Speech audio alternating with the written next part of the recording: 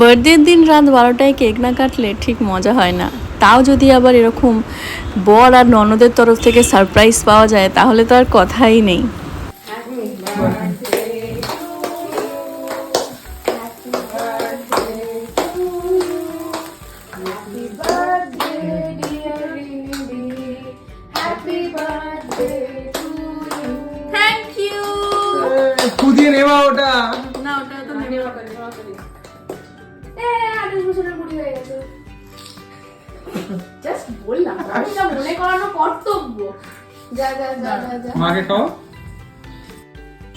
এই সারপ্রাইজটার জন্য প্রথমেই থ্যাংক ইউ সো মাচ সবাইকে, যে তোরা এত রাত জেগে, ব্যাপারটা না এই এফার্টগুলো যে চাইলেই ঘুমিয়ে পড়তে পারতো, বাট স্টিল ওরা রাত জেগে আমার জন্য এটা করেছে। আমার কাছে ভীষণ বেশি আমার কাছে এগুলো ম্যাটার করে।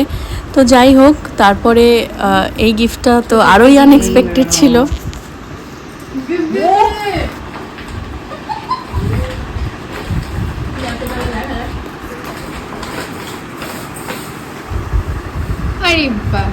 কালারটা তো হেবি সুন্দর। হ্যাঁ অবশ্যই। সেটা কি নিজেকে দেখে তুমি বুঝতে পারো না যে আমার দাদার চয়েস আছে? Logic, yes. Thank you. Cake কাটা শেষ হতে না হতেই আমাকে রিন্টু বললো নিচে চলো, সারপ্রাইজ আছে। আর এই সারপ্রাইজটা কিন্তু আমার কাছে one of the best surprise, কারণ এটা আমি এক্সপেক্টই করি। এটা আমার পুরো ইমাজিনেশনের বাইরে ছিল যে রাত 12:30টায় আমার বন্ধুরা আমার বাড়ির সামনে এসে কেক নিয়ে আমার বার্থডে সেলিব্রেট করতে পারে, বা আমি তাদের লাইফে এতটা ইম্পর্ট্যান্ট হতে পারি যে তারা এগুলো করেছে এত রাতে।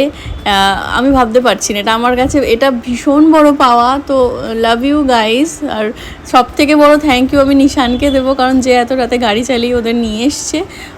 তোরা আমার দিনটাকে কতটা স্পেশাল করলি এটা তোরা নিজেরাও জানিস না। তো ফার্স্টে ওরা আমার সাথে একটা প্র্যাঙ্ক করেছিল, আমার চোখ তো 1 ঘন্টা ধরে বন্ধ করে রেখে লাস্টে একটা বাপুজি কেক নিয়ে এসছে সামনে। তো আমি ভাবলাম ঠিক আছে চলো, যেটা এনেছে সেটাই সেলিব্রেট করা যাক। তারপরে কিছু ওই কেকটা নিয়ে মাখামাখি করার পর, কেকটাকে নিয়ে ছড়ানোর পর তারপর দেখলাম না না, আমার বন্ধুরা এতটাও নির্লজ্জ না, আমার জন্য একটা ভালো কেকই এনেছে। তো এই আর কি, ভীষণ মজা করে কাটলো birthday. Happy birthday to you. আরে অন্য সুর গাইবো। Happy birthday to you. Konkona Sen Sharma. এটা তো খাবি? হ্যাঁ এটা তো খাবো। এটা আগে লোপা খালি, তারপর দেখ লোপাকে বিষ খাই।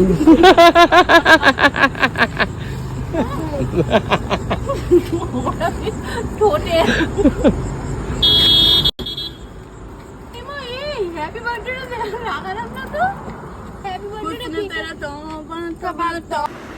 আর আমার এই উচ্চিংড়ির মতো লাফানোর একটাই কারণ সৃজয়ী আর নিশান, আমি যেগুলো কোনোদিন কিনতাম না, মানে কিডনি বেচে কিনতে হতো আমাকে, সেইটা গিফট করেছে। রেয়ার বিউটির মাস্কারা আর ব্লাশার। আমি ভাবতে পারছি না যে আমার কাছে রেয়ার বিউটি আছে।